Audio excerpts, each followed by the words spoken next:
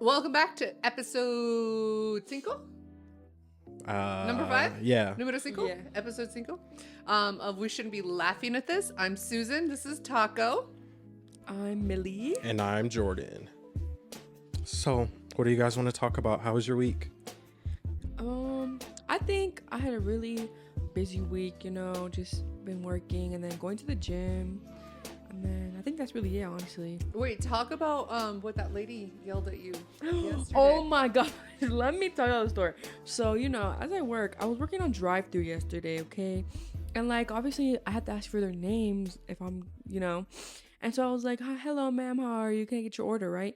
She slowly rolls down the window. I'm like, okay, whatever. She's like this close from her steering wheel. And I'm like, okay. And she has a mask on, right? I already saw like mask? Yes, a mask on. In her car? No, on her face. And so I already saw the 2 Trump hats in her car. Oh shit, okay. And so basically I was like, oh ma'am, can I get a name? And she was like I couldn't really hear because she has that big ass mask on. Speak up, bitch, if you're gonna wear a mask. But anyways, I was like, oh, I'm sorry, can you repeat that? And she said, Trump. She just has to spell it wrong. Oh my god. And I was like, Trump. I was like, okay, Miss Girl, first of all, it's really not that serious for you to be yelling that in my face. And I told my mom and everyone else I told the story to, thank God she had a mask on because I just knew that breath was kicking. I was like, I am just blessed. And I was like, okay. I was like, what can I start for you? And then I took her order and I was like, anything else I can get for you? And she was like, no, but I'll be back again. And I'm like, okay, good for you. I didn't ask for all that extra stuff. Did you put her name down as Trump? Yes, I had to. She didn't give me no other name. I was like, this dumb bitch. Oh my god. We should have spelled it wrong. My mom told me my mom wanted me to spell it. My mom was like, you should have spelled it dump. That's why I'm like, you should have spelled it wrong. I know. That's I should have been crazy. Like, oops, it's a typo. And I was telling the girls this. I was like, I'm not looking forward to the election season. Me neither. It always ends It's up scary. being a freaking nightmare. And I think what ends up being really frustrating about it is the ignorance that is so apparent because people get bold when they're like, oh, I found this article online and let me share it with everyone and tell everyone how horrible this candidate is or this candidate or this position or this place. And it's like half of those things are just done. Literally, it's a repost and they're not even fact checking. I'm like, you're embarrassing. You're a grown adult repeating facts that are not real. And I'm not the online police. I could care less. If I'm the type of person that I'm like, if I see you post something stupid, I'm gonna let you be stupid. Mhm. I'm not gonna say nothing because there are some people who take that really, really offensively, and they're like, "Let me get in here and fight with you." That's not Just be dumb in never gonna do. peace. Yeah, unless someone intentionally drags me and they're like, "What do you think?" Then I'll be like, "There." I mean, I've always learned very, very early on. There are 2 things you don't talk about: religion and politics, with people, especially that you don't know. And speaking about them in an open forum like that, where just anybody can give an opinion or attack you, is crazy. Even It's when crazy. you do know the person, You have to be careful. because my grandma and her cousin, my aunt, I don't know how far related we are, or how far removed we are as far as relation goes, but the 2 of them grew up together, and ever since 2020 or probably a little bit before that, when the whole Trump thing was bigger, my grandma had said something to her cousin about oh yeah, it's crazy how these Trump supporters are, it's just ridiculous. They're stupid. And then she kind of slips into the fact that she might be a Trump supporter, and her and my grandmother have not spoken in years. They have not spoke in years. And it's just crazy because I'm like, I could tell this, you want to talk to your friend, you miss your friend, y'all grow up together. Aww. You gonna stop talking to her because of who she's voting for or who you're voting for? Do you think that's extreme? Yeah, I think it's extreme. Unless it's something I know for a fact that you believe something that goes against my core values, then who cares who What you're do you voting think? for? I think that is extreme. I'm not gonna stop. If you were voting for someone else, if y'all were voting for someone else, I'm not gonna be like, okay, guys, I'm gonna stop being your friend. Yeah, if I So come up what in this if- bitch with a Trump hat next week, I want to hear it. So what if you were really, really strongly convicted on something and you were like, no, okay, let's say for example, that I was like, God doesn't exist. God is not real. you have your opinion, but God is not real. Like, what would your opinion be on that? Oh, okay. See now I feel like, oh my, this one's a hard one. It is hard. That's why I asked, Yeah. because I think that sometimes we like to think that, like, okay, we would give grace, I guess, and be Mhm. like, okay, and I tend to sit on the other side of it, because I've always told everybody politics don't ever interest me, only because everybody's lying. hmm I don't care what side you're on. To be a To politician me, is to be you're a a liar. liar, Hmm and you have found a very, very, um, I guess you have found a legal way to lie, and you're doing it in a way that makes people believe that you're doing something, when in reality, like, you've already made the decision. Best example, like, when people will ask you for an opinion, and hmm they're like, "Oh, bless you, God thank bless you." you. Now God she's bless doing her one you. words for Thank attention. you. Okay, she's good. um, when people are like, "Oh, I wanted to," this would happen in education all the time. They'd be like, "We want to have a meeting because we want to get your guys' opinion on what we're going to make this decision on." And we'd all get in there and we'd be like, "Well, I think this, I think that, the research shows this and that, blah, blah, blah." And we'd all be like talking. And then at some point I would just sit back and I'd be like, "I'm done."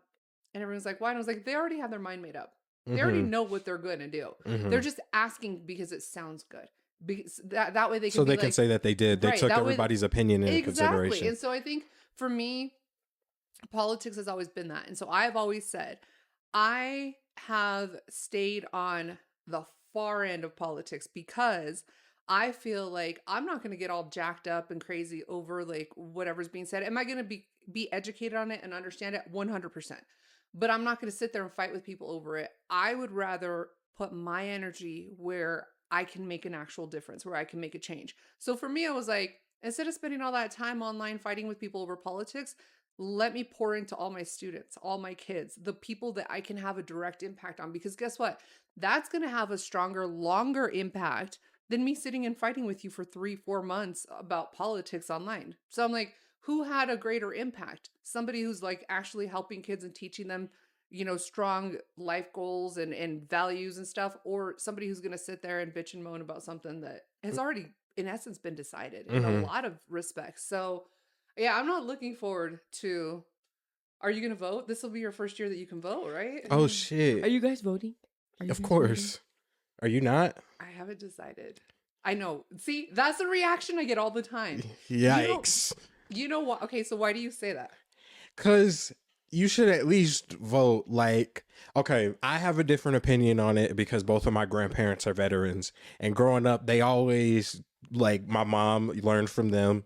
They always taught me the same thing: is people fight for your right to vote.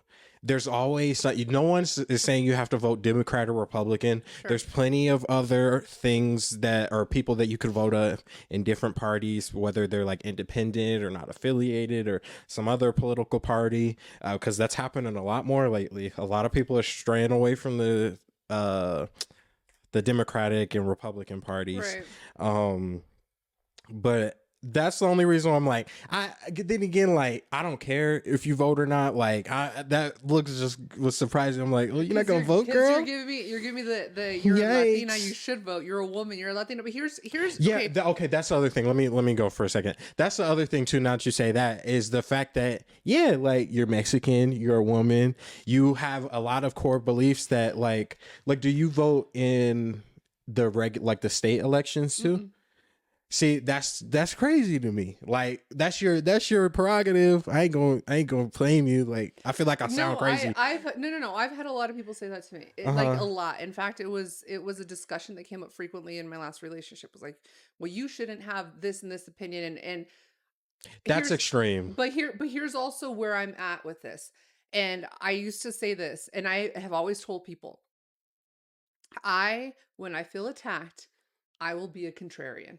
So What does that mean? it means that Like, if you say to me, so let me give you a non-political example. it's why she hasn't watched ET yet, because she's a fucking contrarian. Well, no, so also ET seems like it's fucking stupid. I'm just gonna say that. I'm just gonna be honest. It is kind of stupid. Like, it doesn't interest me in the least bit. Neither does Harry Potter. I'm sorry for everyone who Harry loves Potter that, is good as fuck. but it's too much. It's too much shit going on. But that's just me. best example I can give, we were at a conference one time in Park City, Utah.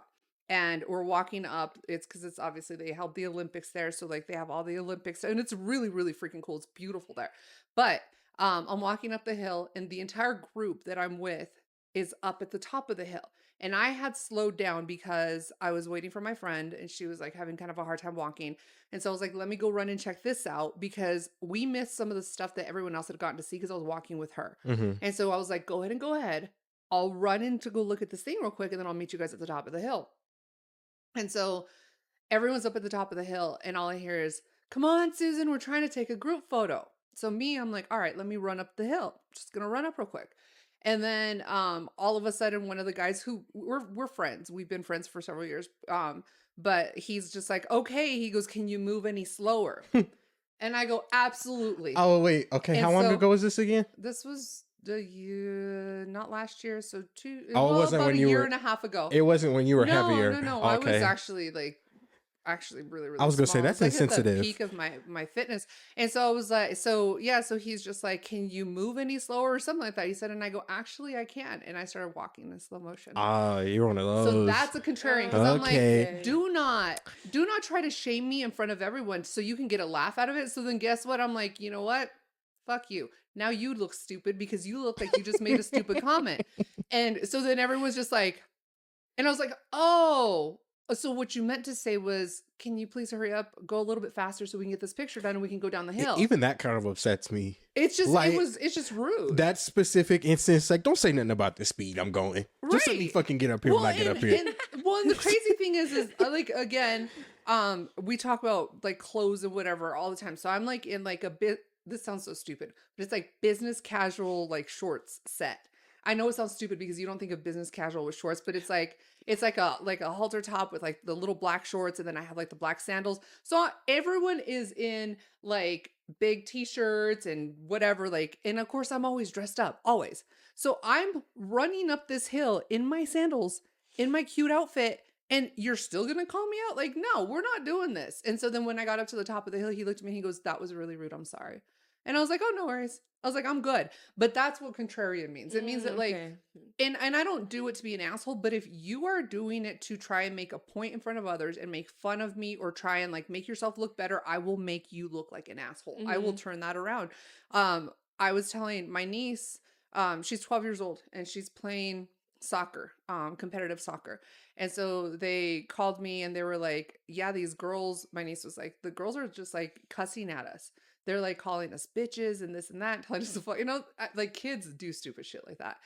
And so then we were just kind of talking about it. And I go, do you know what me from the past would have done? Like young Susan would have done? And she's like, what? And I go, I would have beat her ass. I go, but the right thing to do is to look at her and smile and just be like, are you good? Are you okay? Wait, didn't you tell her this at the Super Bowl party? Because I know she brought it up. Oh, shit. Are you okay? That was great. Oh my god.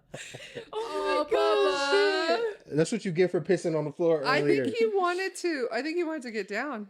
Oh, well. He just That was funny.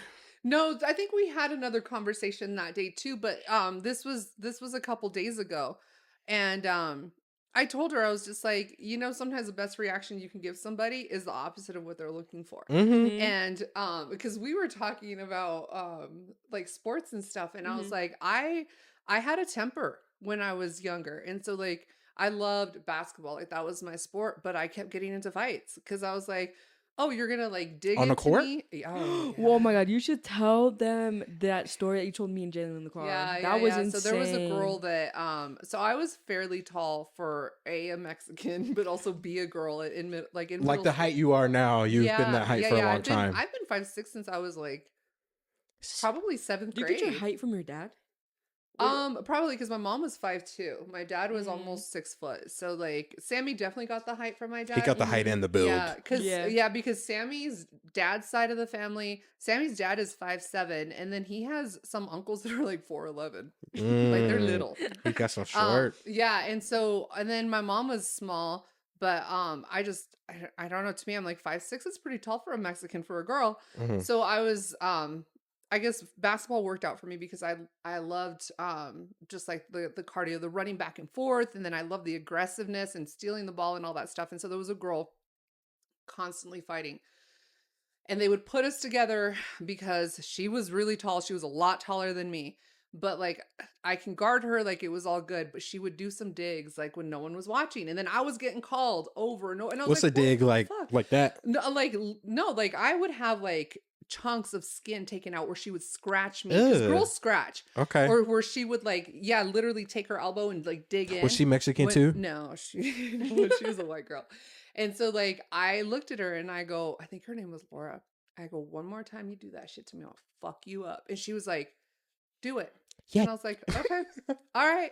And so we're running up and down the court and she digs into me and she had taken a chunk of my skin out. Like she had like scratched me so hard and I was just like, all right, I'm done.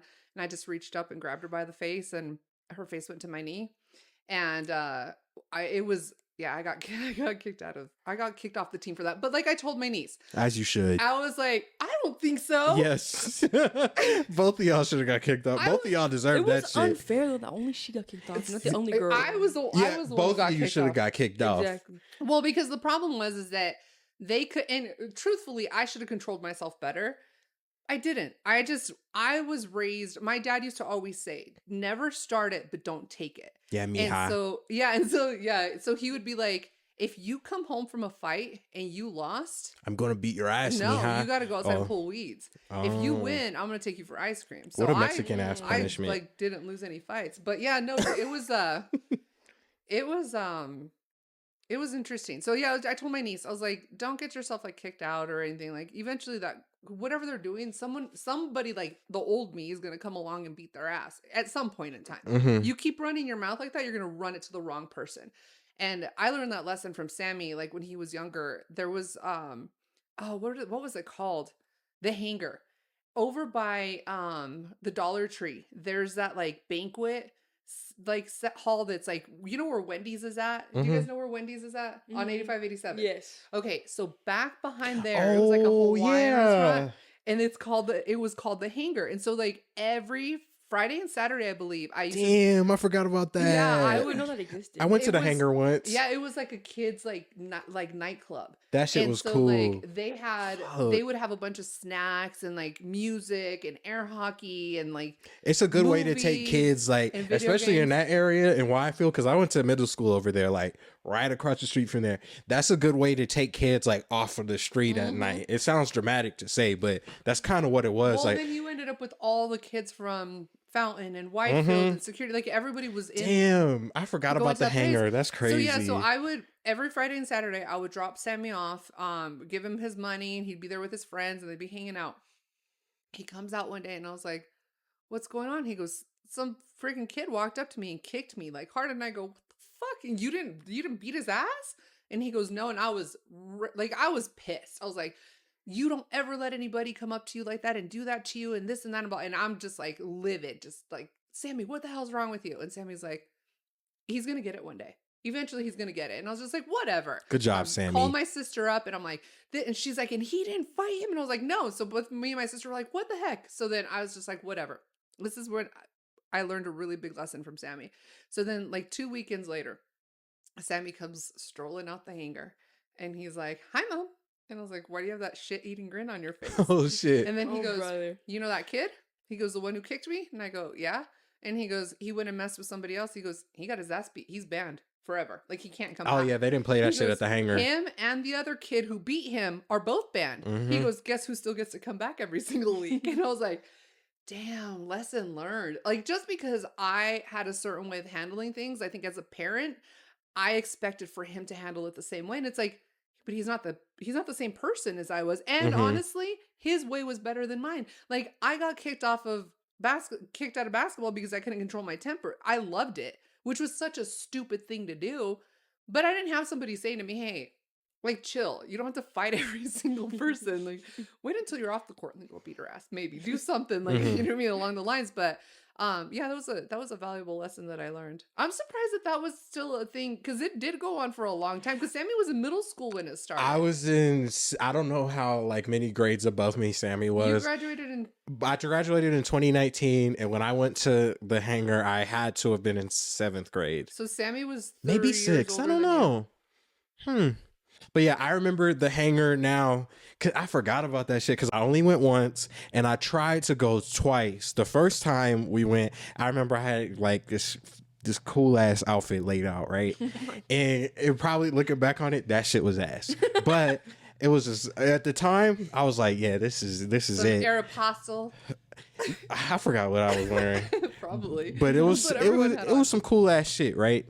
And then so my mom is she's taking me to the hangar, but the way that it's located, if you don't know, especially at the time, because they didn't have like a big sign. No, it's in the back. Uh-huh. Like it's in the and then It's kind of like in an alley, like leading to in it. an alley. And the crazy thing is about it, I don't know if you remember this. Like 3 doors down is a bar. That like, and they would be there every Friday and Saturday. So you'd have all these young kids and then all the barflies hanging out. I'm like, Especially because some of them kids that was going there, that's why I say that, because some of them kids that was going there, like they was walking there or they was getting picked up by their brothers and sisters or by some older kids that they was hanging out with doing fuck shit together. Yeah. But anyway, my mom tried to take me one time and we were driving around the parking lot, like, because you wouldn't, unless you know, you wouldn't think to go behind this building. No, you don't. So, you think it's in the front. So we're driving around. I'm like, it says it's right here. I keep doing the navigator over and over again. I'm like, it says it's right here. And then eventually we're both like just tired of looking. We probably looked for like 20 minutes. Looking, just driving back and forth, looking stupid. And my mom took me to Wendy's, and then You guys left. yeah, I got would've asked a somebody. Baconator. I think I was trying to text somebody, but they wasn't texting back or something. And that was like at a time where that person really had to talk me into going there. That's why I only went once. Cause I was definitely not going nowhere. Before I feel like the service wasn't very good in there because when I would text Sammy, it would take him a while. that could have been it. That could have been it. Like it was like a weird dead spot because every single time I'd be like, "You better be out at," because it would be over at 11, I think. I never stayed that long, but I would probably. be like, "You better be out at 10:55 because I'm not rushing out." Like, or I'm not going to go in there. There was one time I went in to go get him. Sammy and his friends had befriended the owner, so they would always come out with like. Because I guess he would get stuff at Bargain Mart. That place me do that too. He would get stuff at Bargain Mart, which like they would take like expired food from. Like I mean, technically it's expired, but it's not expired. right? That's because what it's just, a like, lot of Dollar packaging Tree. expired. Yeah, and so like he would get a bunch of stuff from Bargain Mart that they would give him for free. And so Sammy sometimes would come out with like loaves of bread. And I'm like, Sammy, you are not poor. Stop taking that bread. Like, why are you doing that? I'm like that too. "Look, I take got free bread." shit. If anybody offers me free shit, I'm taking that He shit does home. that. And so like I would be like, Sammy, please stop. Like and he'd just be like, no, he's giving it to us because like it's gonna go bad and this and that. And so every week he comes out with bread or like, and I'm like, oh my Lord. But like, yeah, that place was interesting. I think that there's more spots like that needed for kids. It's needed, but you can't do shit like that now. Kids are too like crazy. They are just. You don't think? There's kids walking around with guns right now. Fuck that. Yes, and there's people out here doing fentanyl. My mom had a good conversation with me Fentanyl last so night. extreme. That is why I said that, because my mother had a good conversation with me and my bestie about that last night. About And fentanyl? Yes, because I don't know how the topic came up actually, but like I guess the tip of a pencil, just a little Yeah. bit, Yeah. can kill you. That is crazy. Not even the tip of a pencil. It's even less. It's than like that. the grains of the It's tip like of the a pencil. salt That's how much grain. Yeah. fentanyl it takes to kill you. Literally, when it's microscopically, like if you look at the grain of a salt, look how gross my nail is. By the way, my nails have never been this gross. Damn So- it! I've been staring at that the whole time. Dude, and I just realized that those are her real nails. The whole Yeah, time these I'm are like, these Oh, are my really? real nails. That's cool.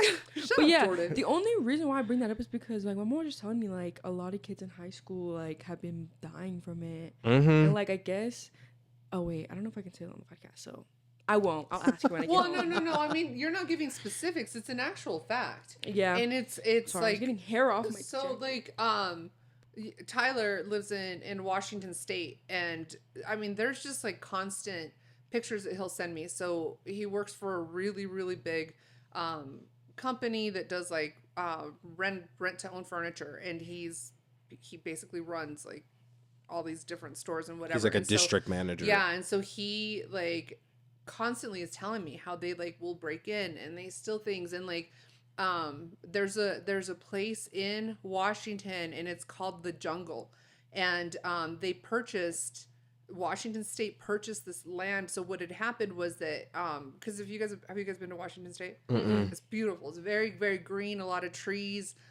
huge trees, but also the rates of like suicide and all those things tend to be higher there because they don't get as much sunlight.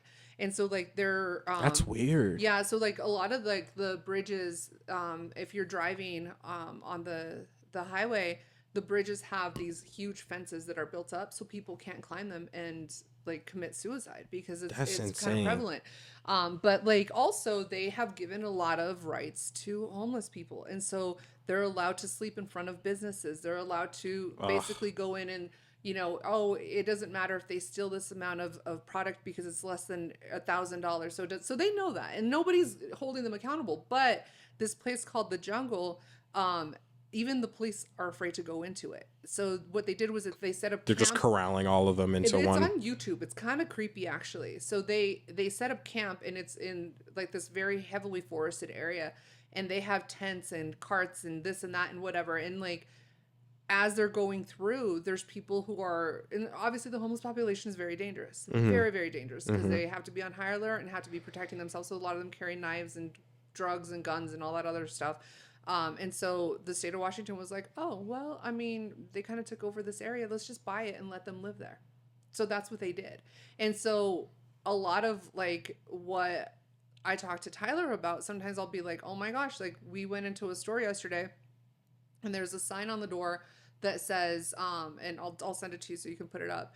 But it was like, if please don't do drugs in the bathroom. It's like not good for the safety of, you know, the people, and we want to keep everyone safe and this and that. And if you're gonna, and I was like, I sent it to my friend Anthony, and I go, so how many crackheads do you think actually read that? And they're like, let me put my crack pipe away and not do drugs. And he goes, none. And I was like, yeah, exactly. If you're doing it's drugs, like, you don't really care about rules. You don't give a shit. And so like, I sent it to Tyler too, and Tyler goes, that's literally everywhere here. And it is. And so like, it's disgusting. This is really gross, where he calls it the crackhead poop.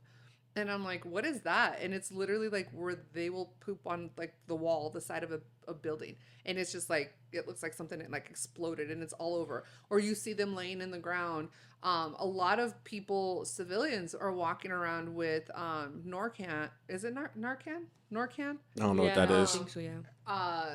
I'm gonna have to look that up because I think I'm getting that wrong. But they're walking around. It's to help somebody who's overdosing, and so they go and they inject them. And like an EpiPen for drugs. Yes, that's crazy. And so Detroit, like they have literally they ask civilians to walk around with I want to say it's Narcan. Ew. That's gross. But it's also where we're getting to though.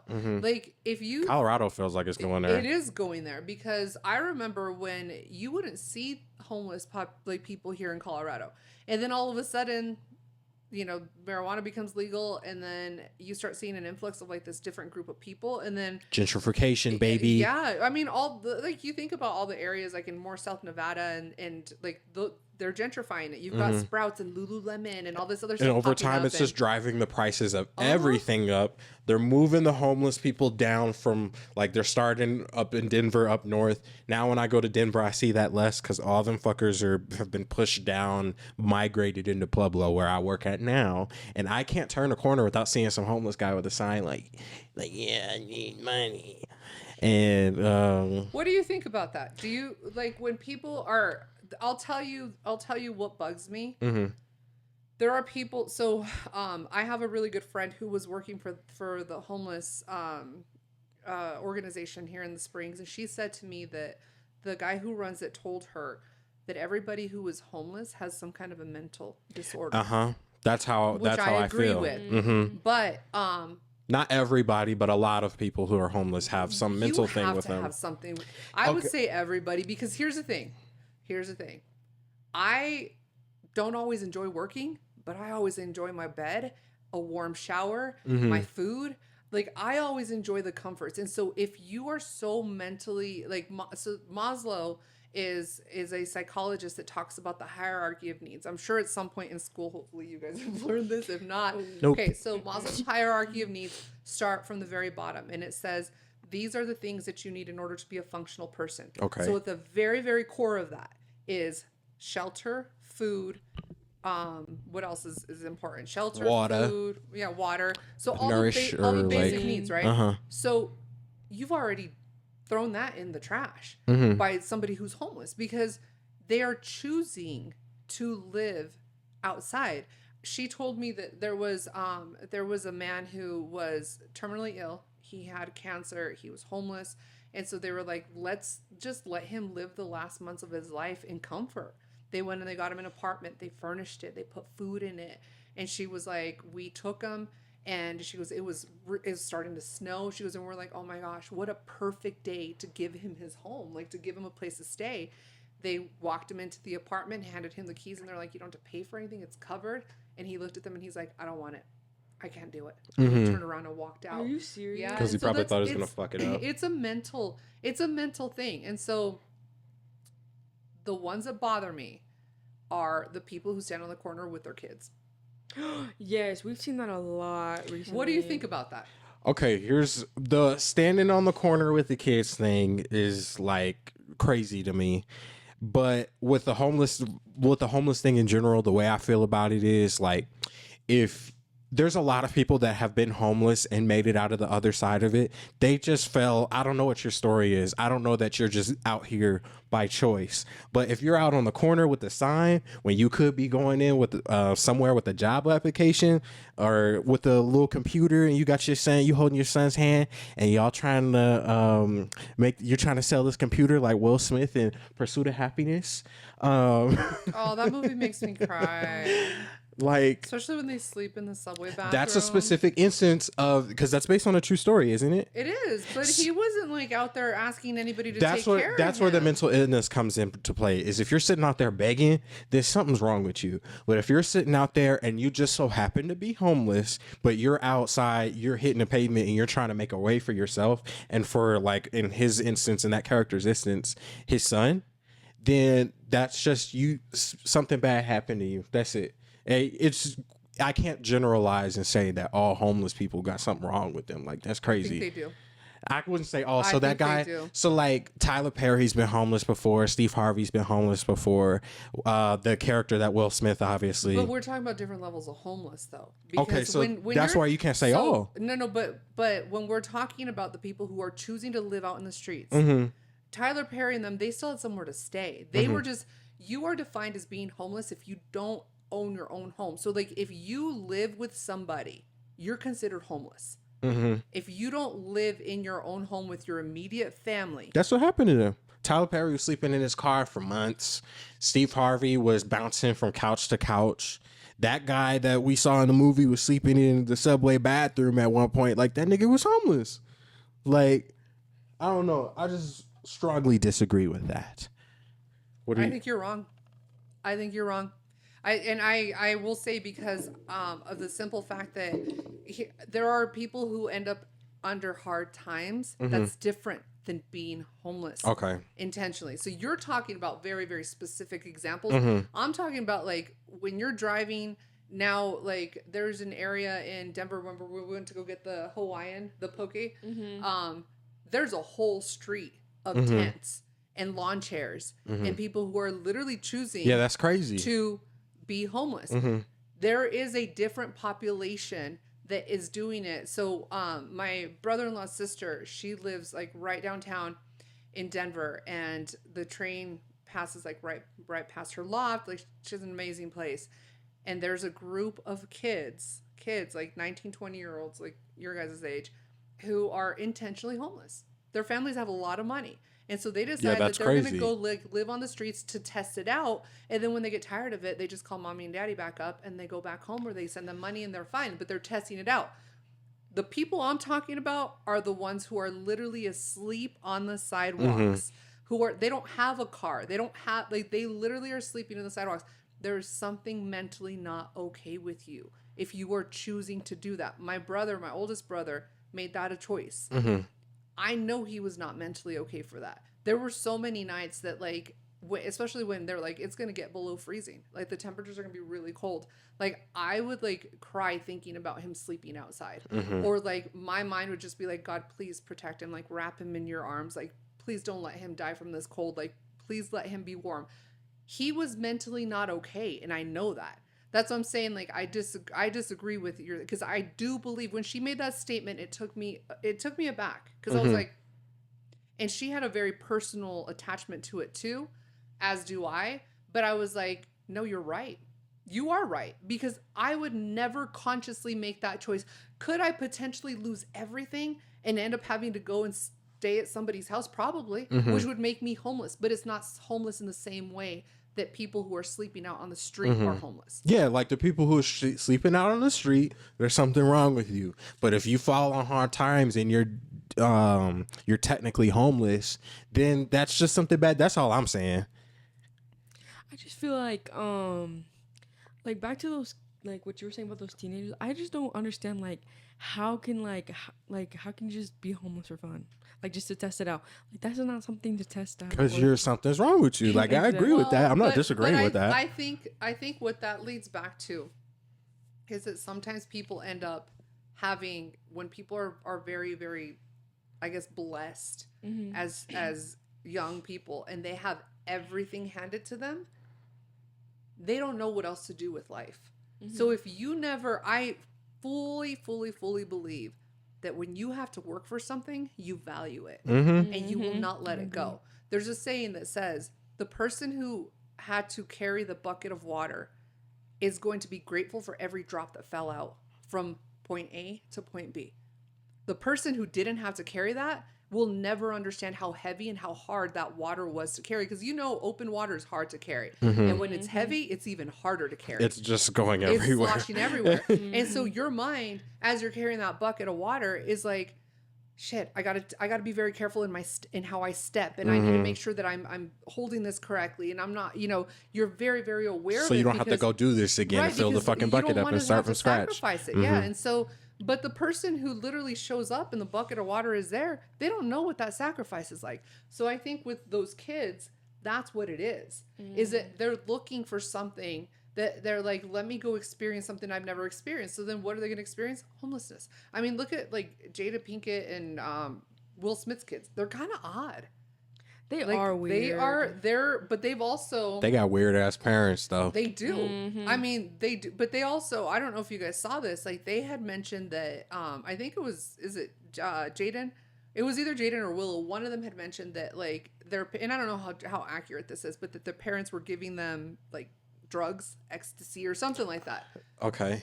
And that was probably Willow, low key. I'm trying to figure out which one it would have been. But again, it's kind of like all the Kardashian Jenner kids. They will never have a normal sense of what like a real life is like. And I'm not saying everyone has to suffer in life in order, but I think that you got to work for something, right? I think that when you hand everything to somebody so easily, there's no value in it for them. It's just like, someone gave it to me for free, I'll take it like, again. Yeah, it's like you're not learning anything if you're just getting things handed to you. Like, you're not learning how hard something is or how something is to get. That reminds me of the fact that I used to crack every single phone that I had when my mom and my grandma were paying for my phones and shit. And when I started paying for my own phone, I haven't cracked a phone since. It's weird how that works out. Like, obviously a part of that was being a stupid kid, but a part of that was like, because I didn't have to work for that shit. I didn't have to worry about paying my phone bill and saving up money to get a new phone and how I'm gonna pay for the phone. Well, once you realize how much $1,000 is, and then you're like, wait, how many hours do I have to work for that? It's that cost analysis, right? Is your return of investment worth it? So am I gonna go and work 60 to 80 hours to afford this thing and then just to break it the next day? No, exactly. Like, you'd be insane to do that. So I don't know. I think going back to the homeless thing, the ones that drive me crazy are the people who are out there with kids, because to me, like, I'm sorry, but we are a country that really, really makes sure that kids Are and taken families care are of. taken care of. There is absolutely zero reason why you can't go get food stamps, housing, like, and I'm sorry, but you're standing outside for how long? Go get a You job, should like give your kid work. up for adoption before you have them on the corner It's with just you. like the amount of times we've seen that. Like I remember seeing that. I don't know.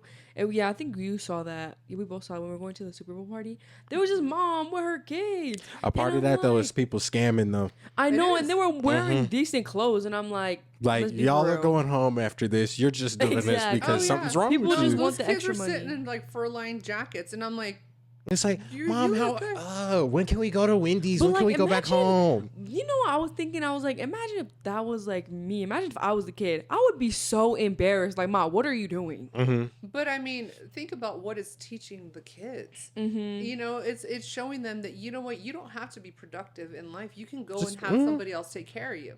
And Just take handouts. that is half the problem that we have right now, is because people aren't willing to work. You know, when I got divorced, I ended up with way more bills than even when we were together married. Mm-hmm. And I was like, how the hell am I going to do this? And I was working. There were some nights I slept maybe 3 hours because I was working 18, 20 hours, and I was working 3 to 4 jobs. Where did And you? Sorry, not to cut you off. What were like? Have you ever worked in like a fast food place? Like, what were your other jobs before you decided to become a teacher? I have not. I've never worked in fast food. I always ended up with really interesting jobs. So I think my very, very first job was a paper route.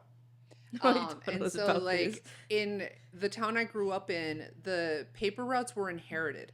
So you had to know somebody who had a paper route so that you can inherit it from them. I know it's kind of crazy. Yeah, that's crazy. It's very like old school though. It's kind of cute. So my brothers, and they were like our family. They were like our cousins. So it was my 2 older brothers, and then the 2 other guys that were like our brothers. They all had paper routes, and they had multiple routes. And so then when we became of age, we inherited those paper routes. And so every day after school, we'd go do the paper routes. And I mean, we made decent money. That was my first job. And then my first real job, where like I got like a W-2 and all that, I worked for a museum in Lahana. And initially they were like, okay, so we want you to like basically like clean and just do like shit that no one else wants to do. And I was like, all right, whatever. Like this kind of sucks. And so then like everything they would have me do, I would finish really, really fast, and then I would just sit there. And so this museum, it's kind of cool. Actually, Sammy and I went a couple years ago, and I walked him through it, and he thought it was funny because I was giving him all the like the backstory, and I was like, I painted that windmill, and I helped paint. It's like they had like a 1-room schoolhouse, and so like on Tuesdays I'd have to go clean the schoolhouse, and then on Wednesdays I'd have to go clean the store. So I got to play with a lot of old shit because it was like I was cleaning, but I got to really like play around, and I would like my imagination would just whatever. I would finish early. There was a Sonic across the street, and I would sit on the stoop of that little grocery store, and I would listen to people order their Sonic orders. That's how boring it was at some point. Oh my goodness. Yeah, and so I would be like, damn, they got 3 Route 44s and they got that many. I hope they're sharing with somebody. That's a lot of food. And so like that's where my mind would go. But then eventually the guy who was in charge of it, one day he had this huge paper out, and he's got like all these rulers, and I was like, what are you doing? He goes, oh, I'm building a new map for Lahana. And I was like, that's kind of cool. And he goes, do you want to learn how to do it? And I was like, yeah. And so there was another guy who he and I were both working. And so he was just like, he asked the other kid, he goes, do you want to come over and do you want to see what we're doing? He's like, yeah. Well, he didn't catch on, and I did. I thought it was really cool because I was like, well, how do you measure distance? And He how do you probably do wasn't this and how do you do interested that? like you were. And so like, and his name was the guy teaching me, his name was Don. And so Don goes, okay. He goes, here's what we're going to do. Every day you come in, you're going to help me create this. He goes, and to the other kid, he goes, you can keep cleaning. You can just stay on the same schedule. So then I ended up helping to create this map that he then put out. And so like my name is on a map somewhere because I helped to create it, which is kind of cool actually. But then there were these little old ladies who were volunteers, and they used to volunteer in the museum, and they were not very nice to me. There was a little bit like of racial tension there.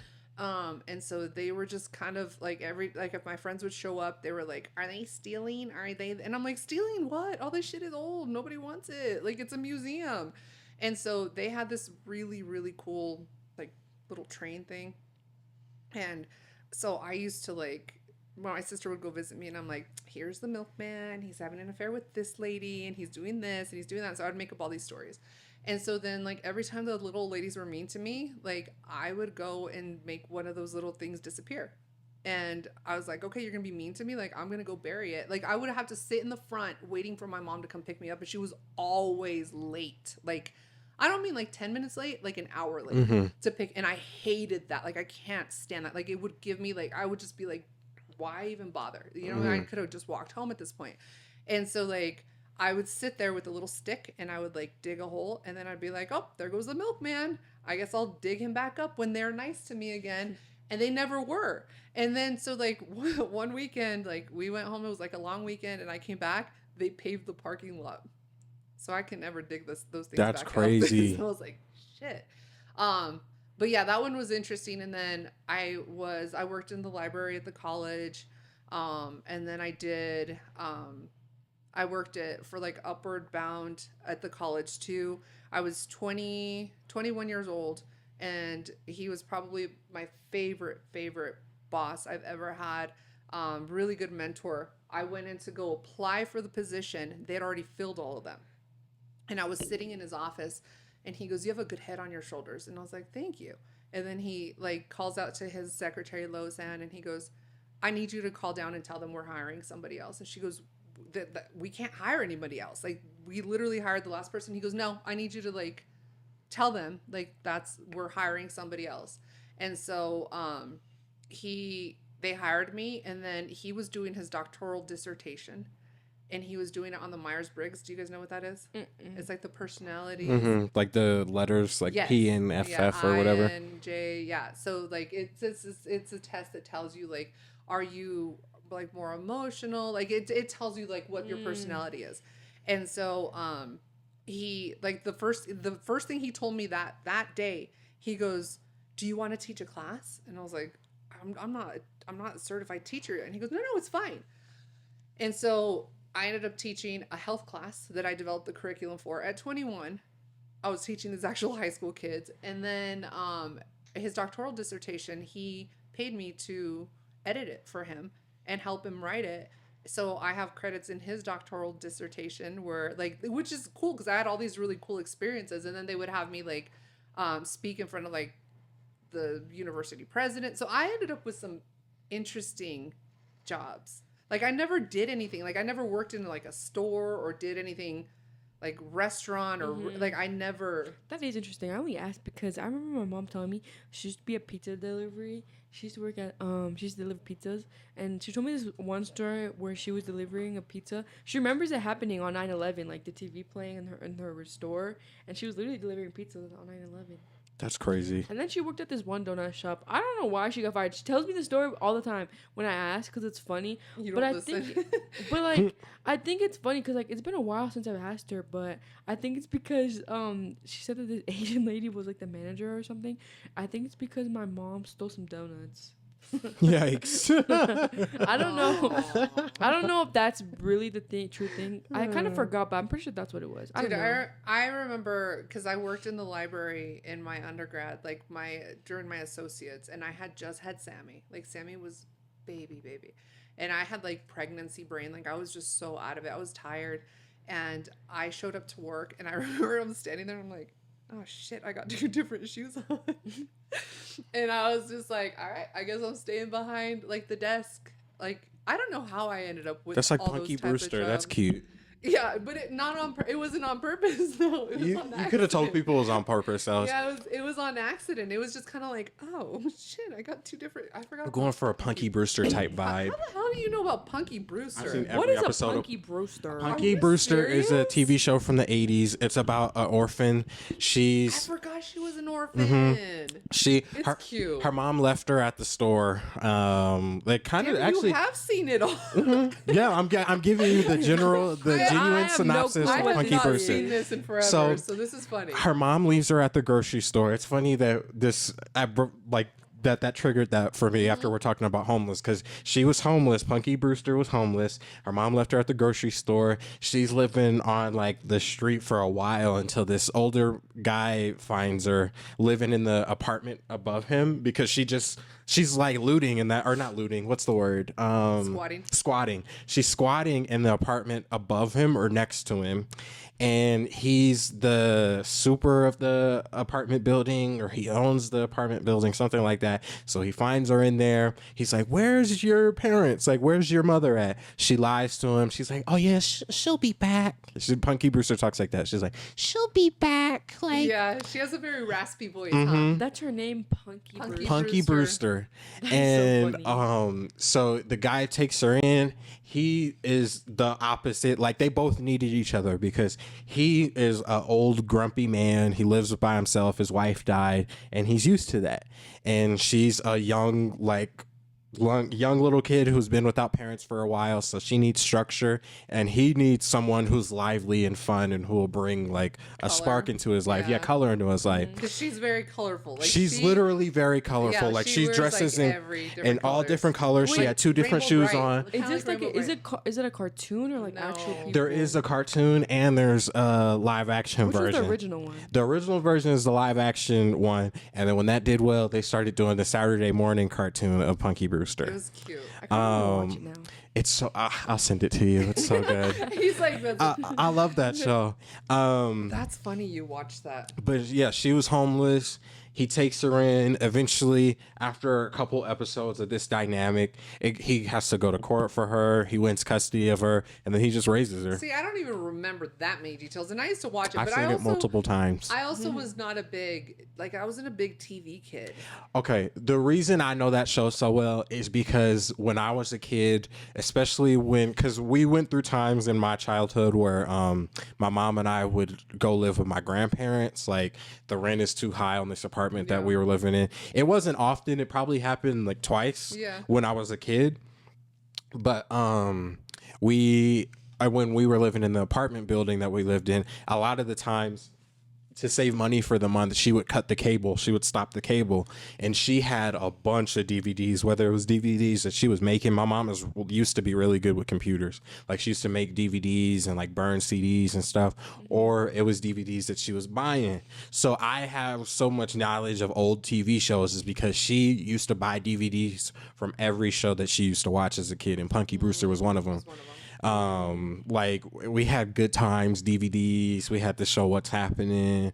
We had a lot of DVDs. And when I was a kid, I didn't watch cartoons often because I was watching DVDs. Probably some stuff that I would just go find myself and I shouldn't be watching. Like, I probably watched Friday for the first time when I was like 4, 5, because I'm just digging into DVDs. I know how to use a DVD player now because I was too curious as a kid. I knew how to do a lot of stuff I shouldn't have.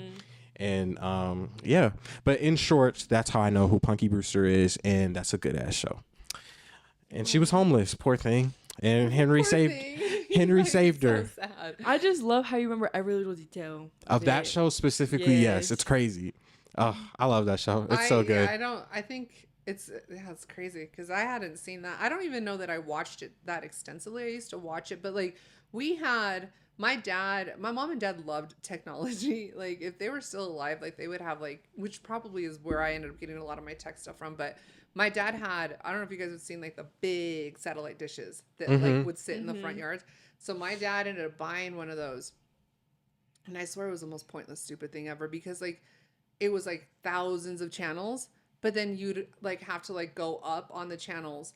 And it wasn't like you had an easy remote. You're sitting there clicking on it. So you're like, oh, wait, remember, write this down. Channel 177 has a really good show on, but let's see what else is on. And then you get up to like 2000 and then you're like, damn it, I have to go back to 177. That's crazy. And then half the time, like, and my dad wasn't a big TV watcher either. So I think they liked it just because it was technology. Like, I remember the first microwave we bought. Whoa. Like, that was kind of crazy because it was like, it was expensive. I remember the first VCR we bought too, but the first microwave, I destroyed it because I didn't know you weren't supposed to clean it with Windex, and I did, and it burnt the whole thing out. And I got in trouble for that. Like, typically my mom would make us pay for shit, and that one she was just like, you didn't know. Like, you had no idea. You didn't do that. You were actually trying to do something. I was actually like trying to clean it, and then like the first VCR, I remember it was like, we thought it was the coolest thing ever. And then before that, we used to rent the VCRs with the VHS tapes, like especially during like when we did get to watch movies was New Year's Eve, because our parents would go out and they would celebrate and they would leave us and they would buy us like pizza and whatever other junk food that we typically did not have. They're just making sure y'all don't get bored while they're gone. And we would always rent. If you guys have never seen the Chipmunk Adventure, The Great Adventure, it was like the whole, we were like Alvin and like Simon Theodore. Oh, it's a cartoon? Yeah. Oh, okay. And so like they go on this great adventure and they're like delivering basically diamonds in exchange for money for this couple. It's a really cute movie. My sister and I have seen that so many times. Like that's a childhood favorite for me. But like I remember those things where there, or like the first camcorder, the big ass camcorder. My mom would big old plastic case and would pull that shit out and start recording everybody. That's and crazy. Has one of those. And so like we have some like old footage. I think there's some. God, I haven't even dug into those for so long. I don't even have a VCR. I need to get some of those VHSs turned into like actual like watchable movies, because some of that stuff was crazy, but I remember how expensive it was. And we had I can only imagine DVDs. at that time. Yeah, we had so many DVDs, VHSs. I mean, Sammy was the same way. He had like all the Disney movies, and like he had this weird habit of taking them out of their case, and then he would like just put them in a pile. And he wasn't old enough to read yet, but he would be like, I would hold a VHS up and I'd be like, what is this? And he'd be like, Melody Time, Lion King. And he had just like, that's funny. Memorized that shit. I'm like, damn. See, quit watching so much TV. So when I was young, I was like that with DVDs. Like it would be a blank DVD with like the marker that, because she had burned the DVD and the marker was smudged off of it. But I knew that, okay, this one's a red marker and I could tell the symbol on it. I think this one is Punky Brewster season 3, like that type shit. How many seasons is it? I thought it was like 6. Oh my God. She was homeless for 6 seasons. Yeah. She was homeless for 6 seasons. Oh no, she wasn't homeless for 6 seasons. She was homeless for like 3 episodes, and then it just went on for 6 seasons. They ended it when she like got into her early teens or something. She was homeless for 6 seasons. Imagine. Nah, that show is funny. That used to be one of the ones that I would watch over and over again, which is a part of the reason why after moving so many times, that's one DVD we can't find. I'm lucky that shit's on YouTube, because it's like a comfort show for me. Like it reminds me of like chilling at home, waiting for my mom to finish cooking dinner. Yeah. I'm in my room or I'm in the living room, just chilling, watching DVDs. That's why she never used to like fret over it, or because I liked what she liked. She put me on a lot of movies and TV shows from when she was a kid, or even just like random movies and TV shows that she thought I would like at the time. And my mom also had a bunch of different jobs too. Like the favorite job she had was my favorite job that she had was when she worked as a bus driver. She used to drive for the Metro, and she made stupid money driving that bus. I forgot why she stopped, because she's never been fired from a job. She's always quit. I think she stopped that job right before she got a really good job that she worked at for years before this new, really even better job that she works at for years now.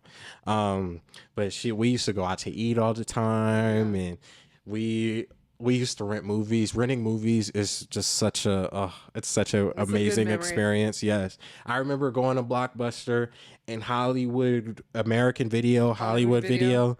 And I used to like Hollywood Video, but they like Blockbuster. Maybe that's the contrarian in me. Yeah.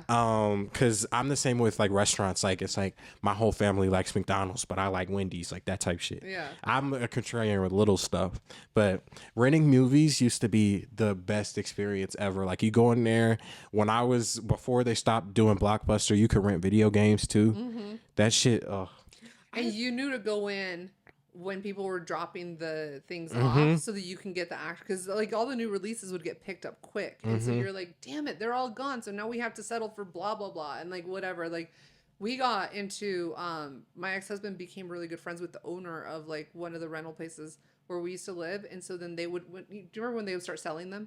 after a while. Like you could buy them. Yeah, so then that's how our collection grew, because like he became friends with them, and he'd be like, all right, here's 10 of them that we want. How much are you going to sell them to us for? And he'd be like, oh, $50. And he'd be like, no. That's just such a fun No. experience. Like going for us, it would be going to go get a movie from Blockbuster, Hollywood Video. Then we go to McDonald's or some shit. Then we go home and we're just chilling, or she's cooking while the movie's playing. Yeah. It was just, I I've miss. never been into a Blockbuster. Yeah, Really? you're also young. Oh, though. yeah, I She's forgot. a lot younger. Like a lot of that stuff was like, I think you probably would have still been a baby when that stuff was happening, because Sammy remembers it. I know obviously you remember it. Like, Blockbuster. it's a core memory for Sammy. Like That's a core he memory for a remembers- lot of people. Yeah, he remembers going in and like, I mean, it was a thing. It was a thing. Like Friday nights, that's what we would do, and it was. Yeah, I mean, same thing for him, I'm sure. Like, I was in the kitchen cooking, and he was waiting for food to be done so we can eat and then watch a movie. And Oh, the simple times. I miss it. Shit, man. That's crazy. Yeah, the job thing reminded me kind of that, just like focusing in on like childhood and like how the different jobs that my mom worked to buy the shit that I wanted. I never wanted for anything as a kid. that's what I tell everyone with Sammy. I'm like, he was spoiled, but he's never been spoiled rotten, and he's always had what he's wanted. Like I've always, I mean, I guess going back to that homelessness thing, where I'm just like, you know what, I've never put my responsibilities off on somebody else and been like, I can't afford my son, you got to pay for him, you have to this. I'm like, no, let me go get another job, let me work as hard as I can, let me sell what I need to sell, and take care of my kid. And God has always provided. God has always opened up amazing doors for me that I was just like, how did this fall into my lap? Like, how did this happen? And then all of a sudden, like, you know, we had what we needed. But I mean, shit, I think it's one of those things. I guess it's that struggle, right? Like, if you've never worried about like your car getting taken, like, there was a point of time where like You're not I gonna appreciate it. financially was so broke. Like I said, when I moved out, like I ended up with all these bills that I was sharing previously, like a 2-income household versus like one. Yeah, that's is always such a big difference. And so like there was a point of time where I was just like, I'm gonna lose my car. I don't have enough money. And so I have a really, really good friend of mine who has since passed away. He worked for the district, and he would find all these opportunities for me he'd be like, do this, do that. And so like he was a godsend, because without that, I don't know what I would have done. But I've told people, I'm like, you don't know real struggle until you've like genuinely been like, I wake up and the first thing I do is look out my window to see if my car got repoed that morning. Like you don't or you don't know where your next meal is coming from. You will never know that feeling. Or like going to the store and having like, I remember I would go to the store with Sammy, and I'd be like, take your phone out, and I need you to do the math on all of this. Like every single thing that was going in the car, I was like, I need you to figure out how much it is and how much tax, so I know that I have it. Because I literally, there were some times that I had like $20 for an entire week for food for the two of us.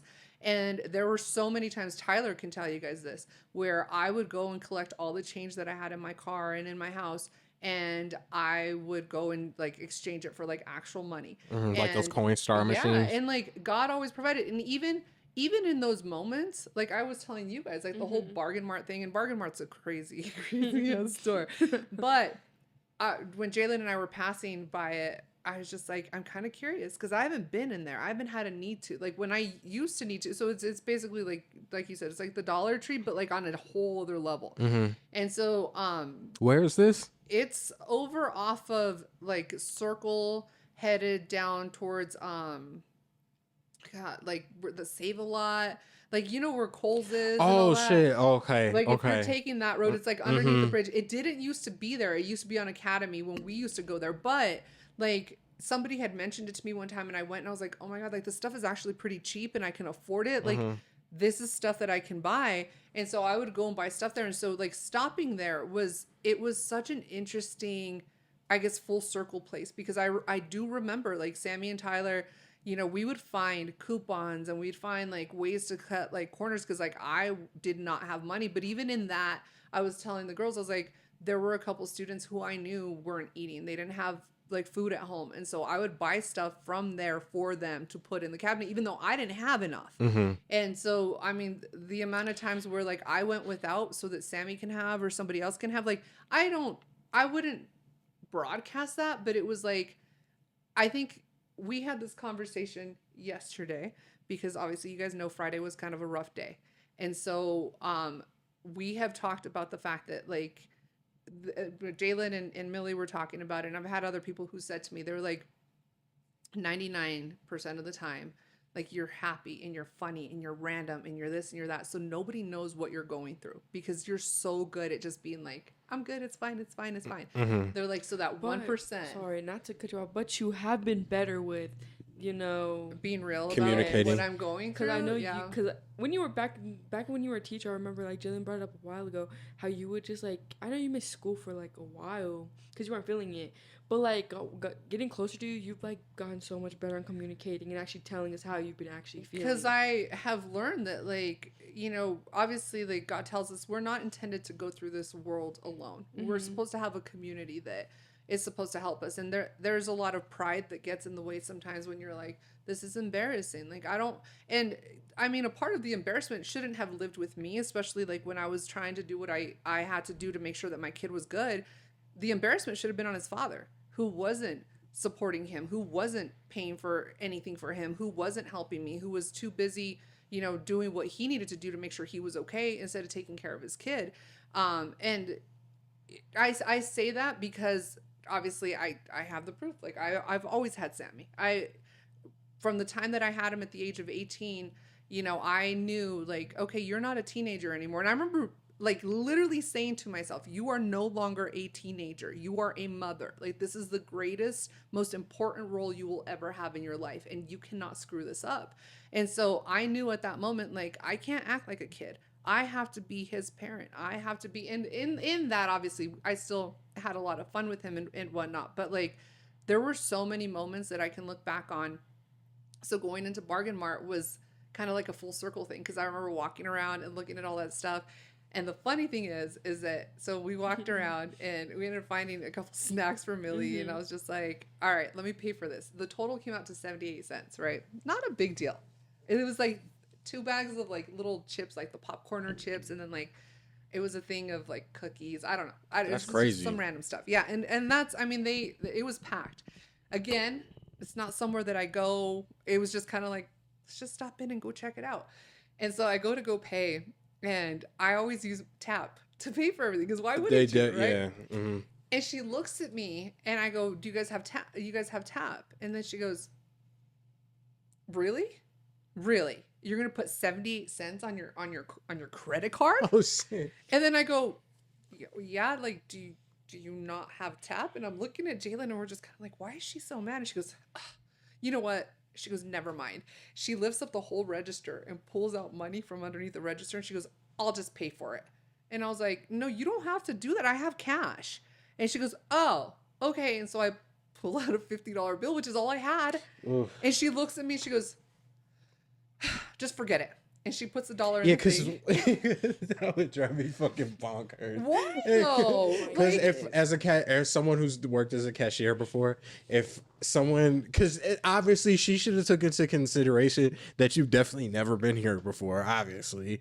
But like paying for something that's 78 cents with a $50 bill, like I don't have enough in my drawer for that shit. But do you know what though? Honestly, that brought back to me was how blessed I am. Mm-hmm. Because there was a point in time where I didn't have a $50 bill. Like where you was going to the change thing in the car. I literally had $10.50 to make sure that Sammy had snacks for the week. Or that, I had enough of whatever we needed. It was always Sammy first. And so, yes, it was funny, but it also took me back. And I remember walking out and I was like, thank you, God, for having me in this different place. Because now, we go to the store and sometimes I forget, the days when I go shopping with Sammy, it's a constant reminder because Sammy will be like, this looks good. Let's try this. Let's try that. And throwing it in the cart. We're not thinking about how much is being spent. Right. It's just like, this is what I want. This is what I'm getting. Whereas before that wasn't a thing. And so I can tell you so often I will be walking out of a store and I'm like, thank you, God. Thank you, God.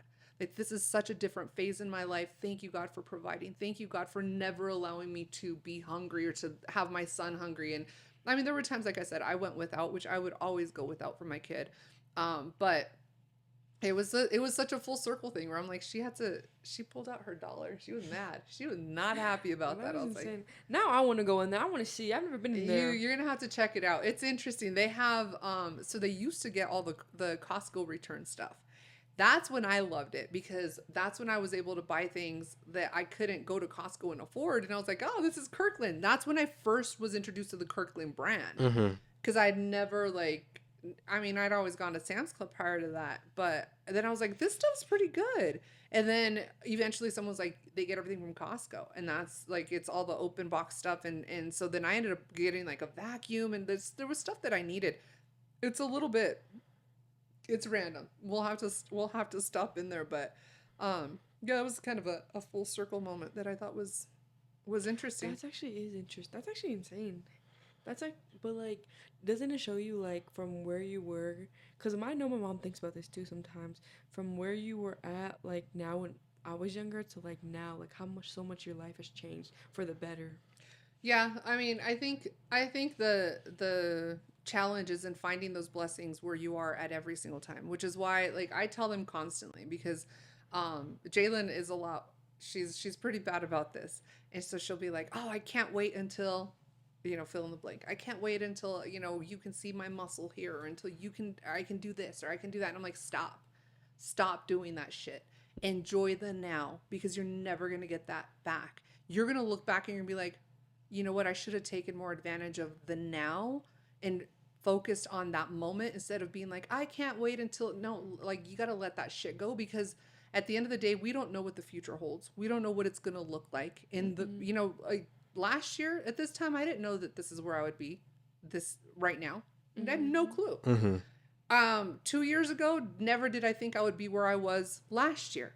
Never could I even imagine that. And so I tell them constantly, focus on the now. Be grateful for the now. Enjoy these moments because guess what? Like at some point, somebody's going to get married or have a baby and this or move and everything changes. And then all of a sudden you're like, I wish I would have taken more advantage of that moment and really been present in that moment, which is why like when everyone's together and people are on their cell phones and this and that, I'm like, you're losing the moment. You're losing the time. You're losing where you're at because you're so focused on what? Being nosy in people's lives that half of them don't even care about what you're doing. So it is interesting to look back into. I mean, Tyler, he constantly talks about it. He's just like, I remember, how broke you were. And he's like, all you did was work. All you did was work constantly. And then on Saturday and Sunday, I would take them for drives in the mountains. We'd go for hikes or we would go and like find random things to do that didn't cost anything or cost very little. But God always provided. Always provided, which has been, I guess, the biggest blessing in it all. It's crazy, but. That's what my mom always tells me. Give thanks to God in the good and in the bad. It's hard. It's hard because when things are bad, it's very difficult to find. It's not about finding happiness. It's about finding joy. And you have to find something to be grateful for. And so one of the things my therapist told me is I'm that... so sorry. Not to cut you off. This whole time, I'm so sorry not to cut you off. This whole you time... forgot he was there? No, I've been smelling his breath every time he yawns and nice. stuff. Taco, I love you, but like... But damn. Yes. Be nice to him. Nah, look at him. He's a little stinky butt. But yeah, come here, Bubba. Is she making fun of you?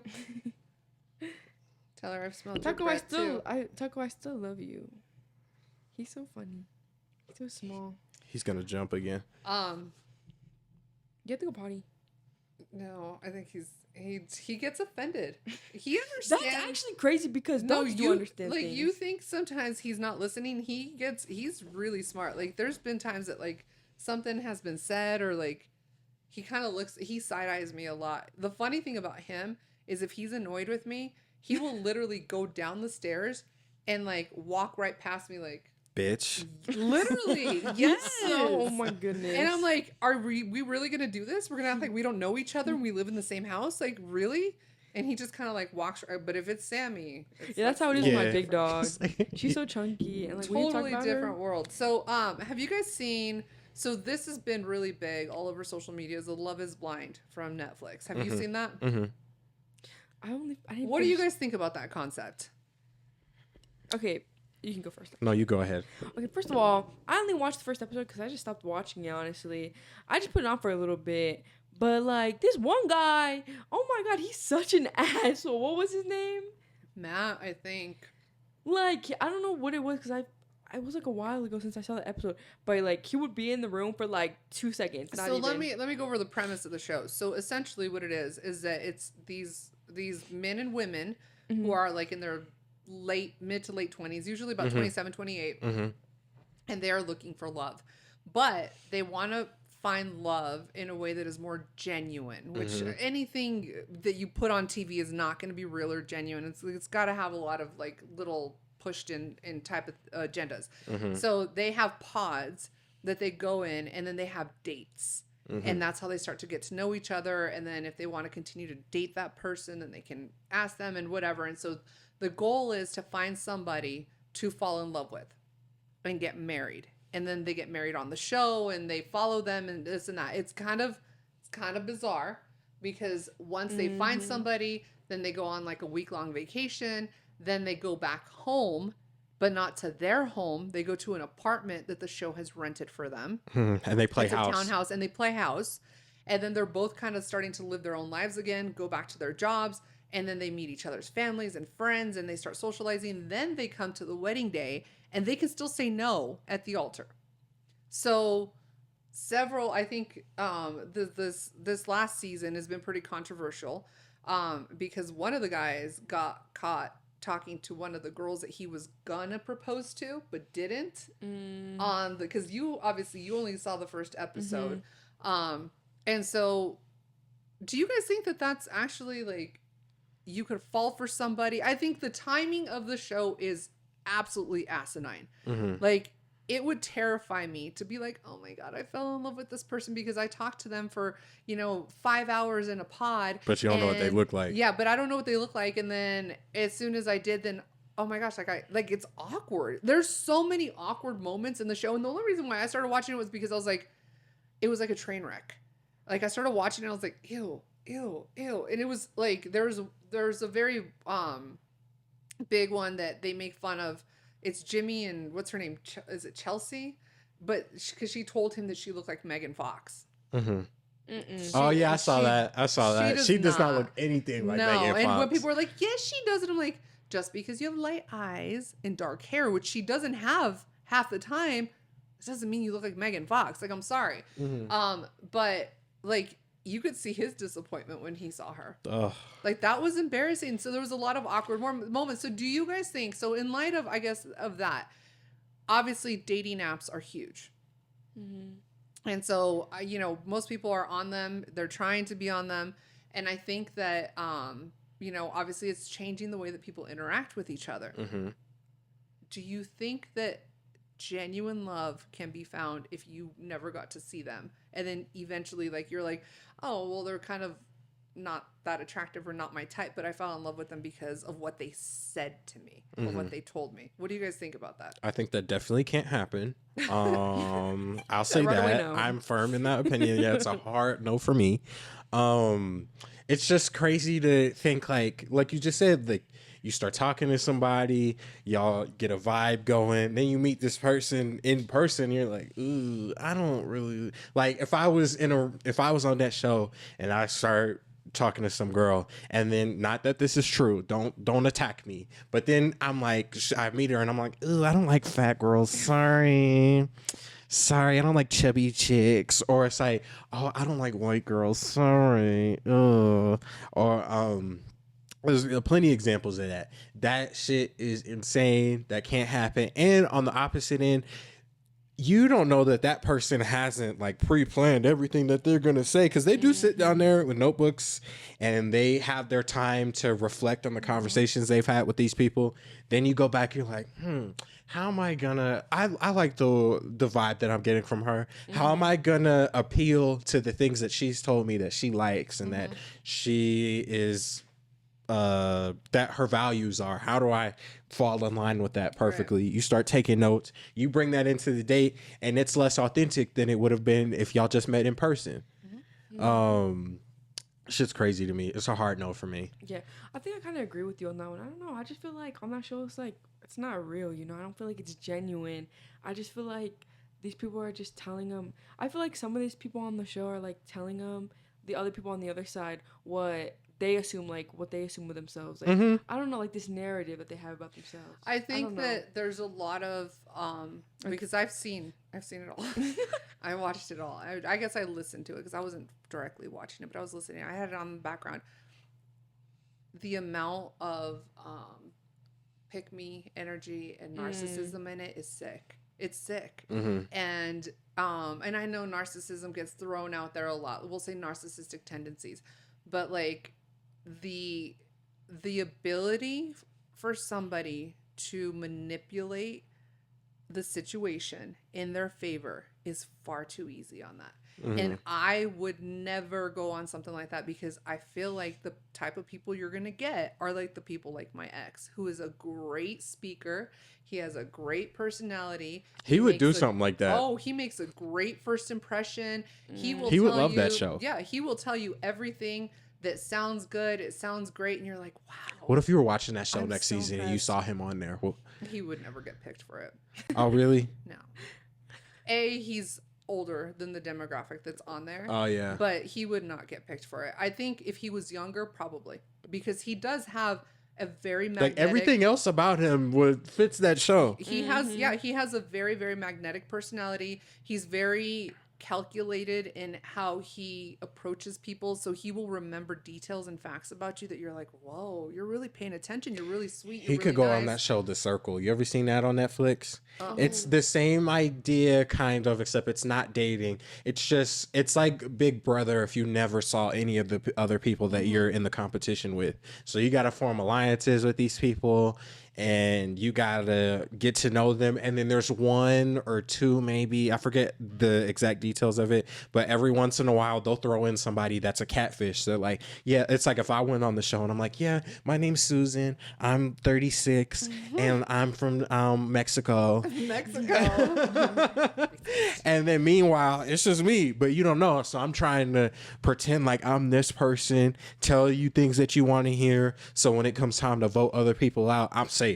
And then I make it to the end as the imposter, and we meet at the reunion, and then it's me, you're like, where's Susan, guys? I'm like, I'm Susan. Oh my gosh. I've seen The Circle, actually. That's actually really horrible. The Circle is good as I know fuck. I've not seen that. If you like Love is Blind, you'll love The I Circle. didn't like Love is Blind. I will say the reason why I watched it. Or if it was like entertaining. Yeah, the reason why I watched it because I was like, this is sick.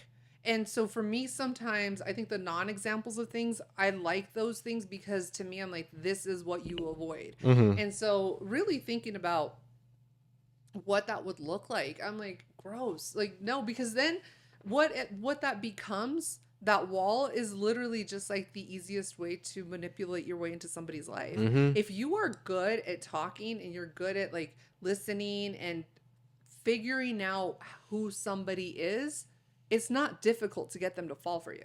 Like that would be, it's like a breeding ground for that. So that's, I was like, that's kind of sick. Mm-hmm. I mean, I guess going into the whole dating thing, you guys have heard that whole, are we dating the same guy things on Facebook. Oh.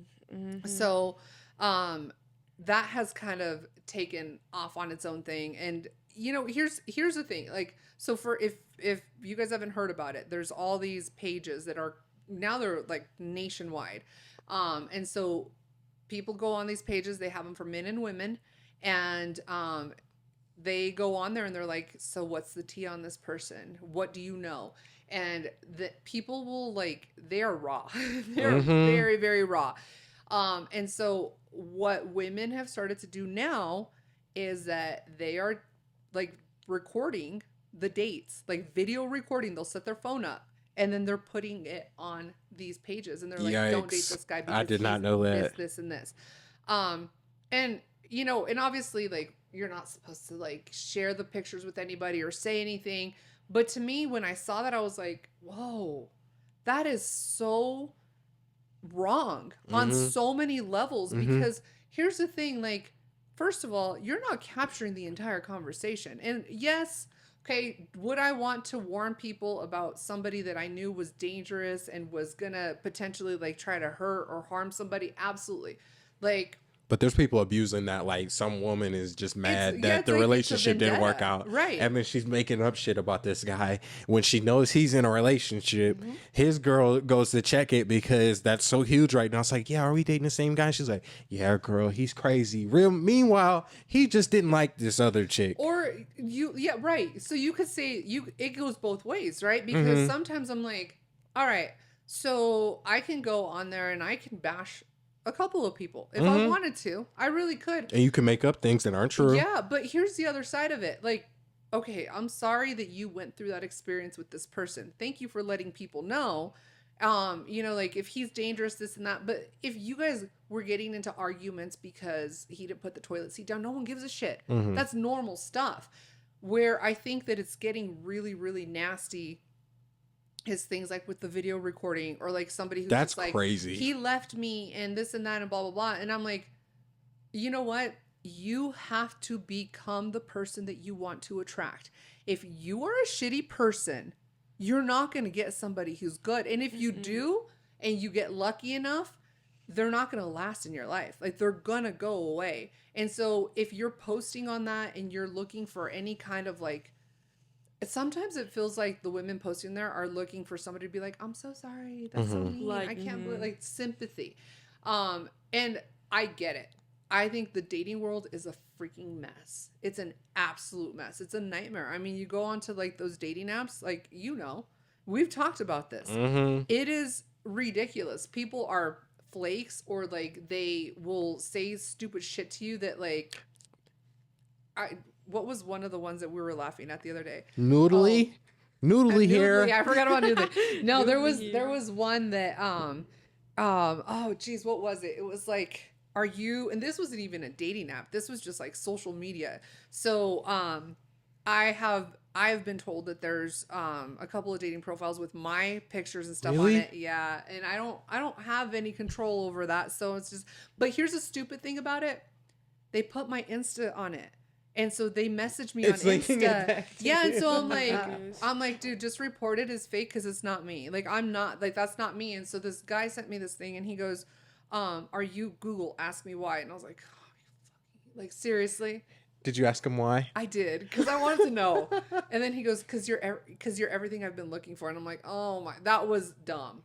That's stupid. It was dumb. But I think that the whole dating app thing is it's turned into it's just like anything else. I think it's like you're scrolling through TikTok and you're just like, boring. Oh, wait, let me go back to the video and watch it. You know that's how I be. I know. I've seen it. Like, if I'm sitting there, if I'm in a waiting room or something, like, there's times where I'll be like, nah. Yeah, you're not even reading the profile. You're just looking at the picture. Like, I'll look at the profile. I glance at the picture like I'm doing now. Yeah. I can't show the camera, but, like, yeah. pass. And well, okay, and so I guess here's the problem. Because I know a lot of women are like, I'm so sick and tired of dating these men that are trash. And like, would I warn women against my ex? 100%. I don't care enough to do it. I'm not going to put it out there. I'm going to let God take care of that. I'm not involving myself in that. It's not for me. It's not my responsibility. I think this was the sermon from church last week where they said it's not your responsibility to save somebody. That was last week. Yeah, it's your responsibility to be there for the testimony when and if you see them change. That's your responsibility. But for us to go and save them, no, not at all. And so to me, I'm like, I'm going to back out of that. One of my friends put me in the group because she's like, you got to check this out. You have to see this. And then of course my ex pops up and I was like, oh, that's cute. There's all this wonderful shit said about him. And I learned a lot about what he was doing through that, which was kind of gross. But I think that a lot of times, like, men and women are getting this false sense of overabundance of choices. You know what? Just because you can swipe on 300 people a day doesn't mean that's how many people are available for you to actually date that are going to be quality. Half the time, it's not. Half of them are fake. Like, when you're swiping, you see all these options. Half of them are fake. Half of them you don't have a chance with. And then the other, like, half of them is just That's like, a lot of halves. yeah, maybe. like maybe this will happen, but then you meet them in person, it's like, this is the worst date I've ever So been what on would in you my say is life. the hardest thing as a man to be on those apps? Like the hardest thing that you have to deal with Yeah. on the apps? I don't know. I think the hardest thing is talking to somebody and you don't know if it's the person that you're talking to. I think that's for me the hardest thing. Like when I went on that cruise and I was in Miami for a day, I thought, because I was talking to y'all the whole time I was Yeah. away, so I thought it was funny. I'm like, oh shit, you know what? I should see who's on Tinder. Half of them are obviously fake. You got to be an idiot to think that some of these women are real. And it's crazy to think about that. Like, I've done it before where I've matched with somebody on Yeah. Tinder, and I think that this is real. Like, this is one that you got me. Like, I'm good about seeing little things that's fake about your profile. If you got me and I swipe right on you, and then you send me like your Snapchat or you're a real person, and you're just on here to promote your OnlyFans or some shit, Yeah. like, That's a fuck whole out other of here, wasting my time and shit. That's the biggest thing, is how much of a waste of time it is because of that. Because half of the people on there are not who they say they are at all. Whatever fake one is going around of mine, the message I got, I think it was last week. You didn't tell us I was about telling this. I was telling Anthony about this actually. The one I got last week was like, hey, like and it's somebody that I knew, and he was like, he goes, so I was on like whatever dating app it was. He goes, and I thought I was talking to you. He's like, and then they started asking me for rent money. He goes, and I realized that wasn't you. And I was like, why were you comfortable talking to me when I knew the person, when you and I mutually know the person I used to date, which is how I met you? Yeah. And B, what the fuck? And how much money are these people making off of like my profile? So I've had several people reach out, and I'm like, please report it, because I'm not. How am I supposed to find it? Asking for rent money's crazy. Yeah, like how am I supposed to find it? Like, So, hey, daddy, can you pay my rent this well, month? so then somebody's out there like banking and making Maybe. some kind of money. I'm sure they are, because he was like, I was ready to send money, because I was Yikes. just like, are you like okay?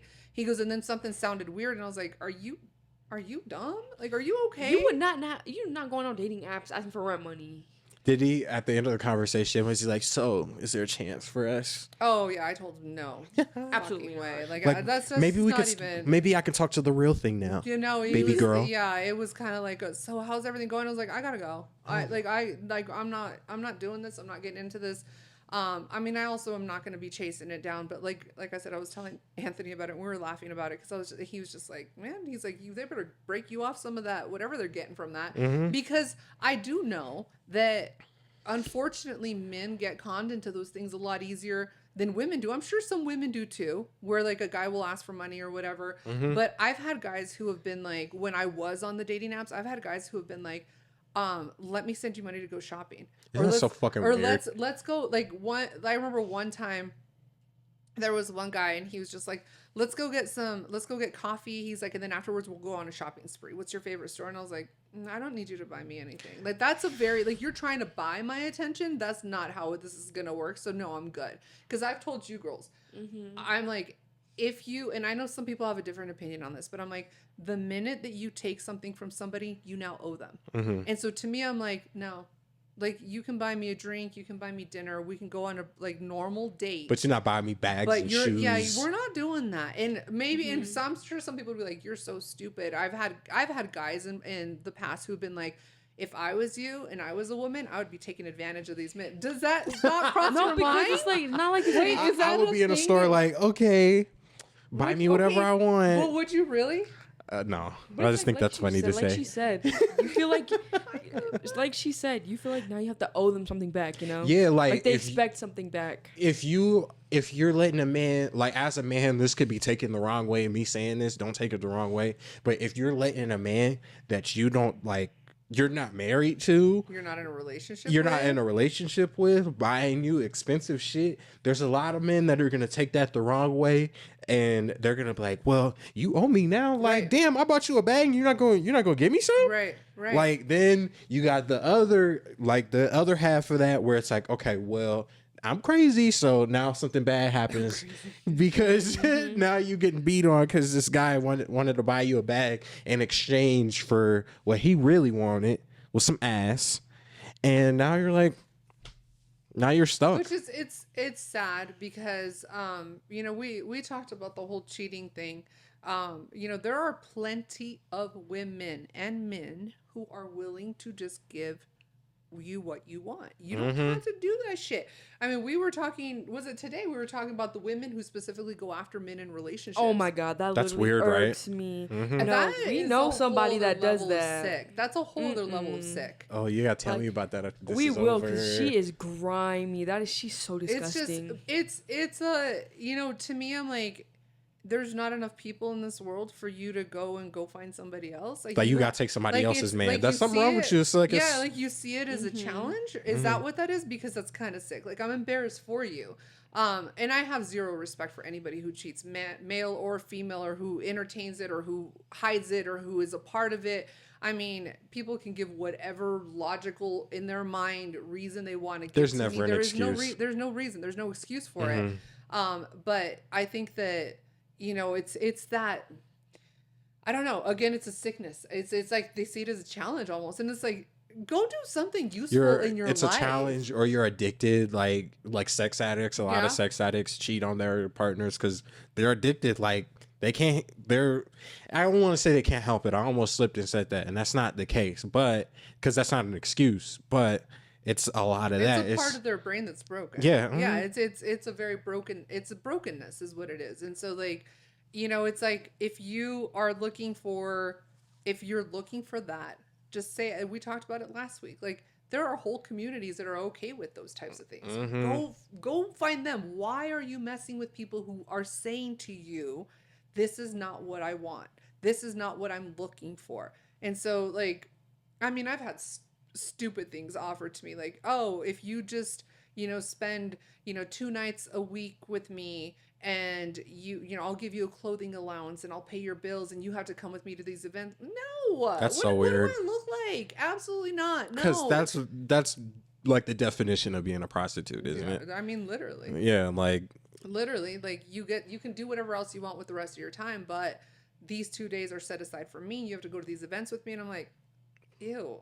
And I mean, this was proposed to me by somebody that I literally met when I was out at lunch, and he came up to me and was like, this is what I isn't want. that crazy? Like the gall, like I know, the and I was pure unadulterated like audacity Yeah, to ask just, somebody like that you don't even you know. don't even know. And that's how he started it. He walked up to the table and he was like, ladies, it's like, my name is blah blah blah. My name is And Jeff. Then, yeah, and then he turns to me and he goes, I'd like to pay your bills. Yeah, he's just like, I saw you from across the way. He's like, you have a presence. You walked in. He's like, I was impressed. He's like, I would love to propose something to you. And I was like, ew. Already I was grossed out. Yeah, because that's weird. Already I was the grossed back out. ick. Yeah, my friend was looking at me like, is this happening for real? And I was like, okay. And he goes, do you want to hear me out? And I was like, sure, I'll entertain this conversation. Let's see what you have to say. And then that's when he was just like, he started out with, I'm a very important person. I make a lot of money. I have disposable income more than probably anybody you know. And I'm like, okay, whatever. Like, you don't know who I know. You don't even know me. Mm-hmm. And then that's when he jumped into like, he's like, I need a lady who can provide this level of, elegance and decorum, and be able to like walk into a corporate situation and be able to handle herself, and not have me have to take care of her and make sure that she's okay, or not saying stupid things. He's like, I've been watching you, and this is what it would look like. I'll pay for your car. I'll pay for your rent. I'll give you clothing allowance. You have to like get your clothes. What was it, approved by me? And I was like, the fuck, Oh, that's no. okay. No. And The I was whole like, thing was crazy, but that's crazy too. Yeah. And I was like, yeah, I'm good. No, thank you. And he was like, why would you pass this opportunity over? And I'm like, why would you walk up to a complete stranger and offer them that? Mm-hmm. And I was like, does this work for you? And he goes, it has. And I was like, well, good luck. Keep trying, because it's not going to happen here. But to me, again, which is why I'm always so big with the girls, where I'm like, do not take things from somebody who you're not invested in. Whether like if it's a friend, a family, or you're in a relationship with them, great. But if it's somebody that you're not invested in them in that way, do not take it, because then they are going to feel like they owe you something. And so the question has come up with, well, what if they still give it to you anyway?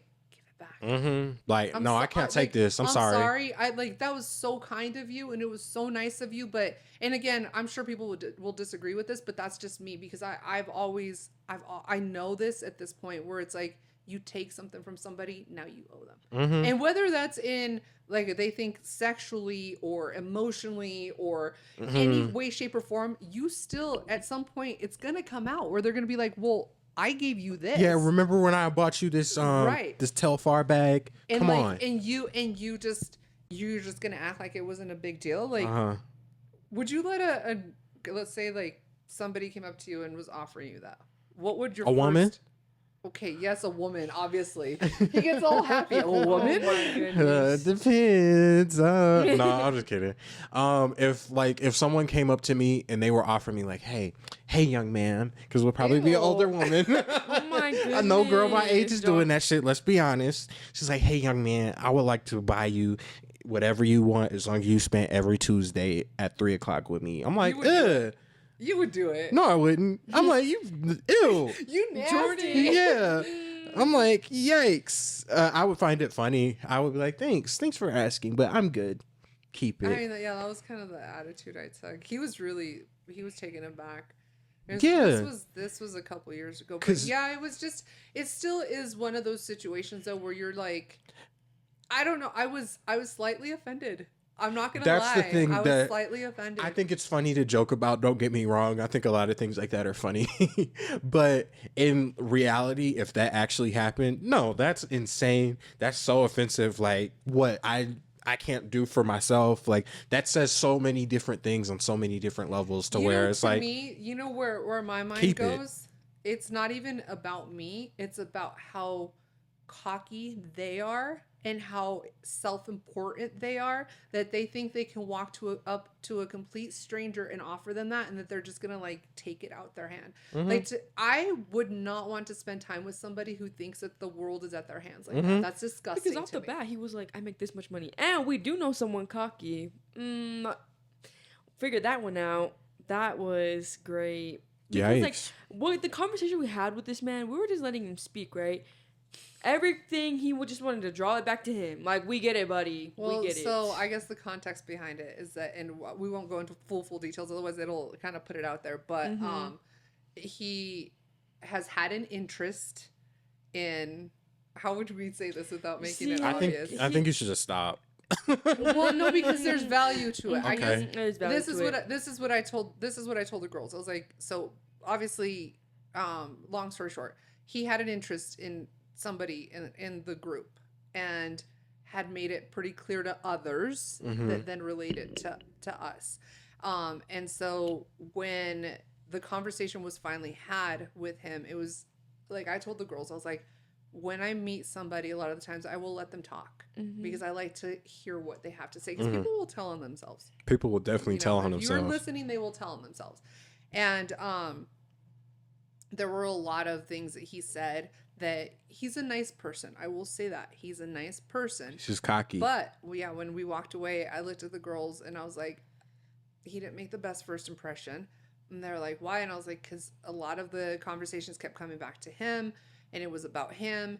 And whenever I said something, there was kind of a, well, I know more about this than you do. And I don't care about being challenged, because here's the one thing that I have always lived by is I would rather keep my mouth shut and let people assume that I'm an idiot than to open my mouth and to verify that I am an idiot. So if I'm being quiet, it's because I'm listening to what you have to say, or I don't have enough to say about that topic, so I don't want to sound stupid. I will never, if I'm debating something with you and I am talking about it, it's because I know my facts. I don't go into fights that I think I'm going to lose. That shit is not going to happen. If I'm fighting with you or I'm battling something, it's because I feel like I know what I'm talking about and I've got facts to prove it. But yeah, that was one of those situations where it was like, yeah, and he has since redeemed himself, and we kind of are like, okay, like he didn't make the best first impression. He might have been nervous. I don't know what the situation was. Just but, trying to mask the yeah, insecurity. I mean, it was one of those things where I was just like it just kind of like,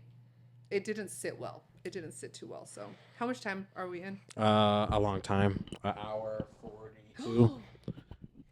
All right, guys, we better wrap We this didn't get to up. the questions. Whoops. We'll get to them next. We'll have to do that next time. Yeah, as you can see, we're going on a tangent. All right, guys. so we are going to, I am saying this because it's going to happen. We are going to take these podcasts and we are going to turn them into shorts and reels, and we're going to start breaking them down. We are Stay tuned for a new name that is going to be just rolls off the tongue a lot easier. We love the one we have right now, but that's going to be changing.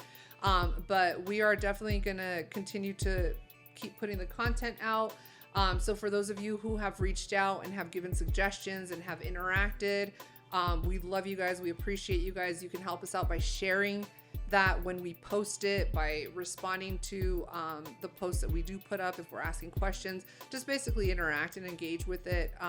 Like I said, we're going to keep doing it. And so we love and appreciate all of you for all the love and support so far. And we're just going to continue going with it. So thank you guys for all the love, for all the support so far. And yeah. Also, guys, thank you guys for listening on Apple Podcasts or Spotify. Or if you're a visual learner, thank you for watching on YouTube. Like she said, we appreciate all the love and support.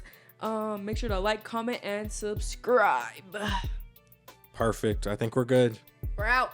Bye. Bye, guys.